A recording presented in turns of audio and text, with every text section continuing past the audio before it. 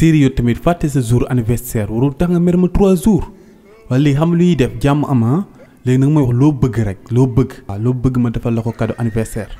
man bëgguma cadeau anniversaire de bëgguma benn cadeau anniversaire code bi nga def sa téléphone bi laa bëgg nga dindi ko ndaxte sama téléphone a ngi nii amul code te yow sa téléphone dafa am code. c'est série est-ce que solaatoo leneen quoi lu bokk la code téléphone bi quoi parce que tamit sama code téléphone bi moom.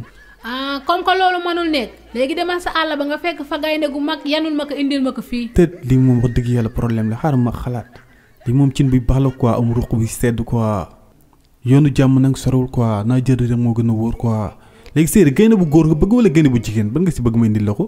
kon yow code dindi sa code bi jëm wuti gaynde moo la ko gënal kon yow sa téléphone bi la si nekk rëy na de. mais série du loolu sax xam nga rek loo bëgg rek yow kay gaynde nga bëgg bàyyi léegi ma naa la jëm lijjantil gaynde dina métti nag dina métti xam nga te risque bu mag la mais moo gën a kii quoi moo ma gënal quoi man def naa sama choix si gaynde gi quoi bàyyi la ma lijjantil la gaynde moo gën.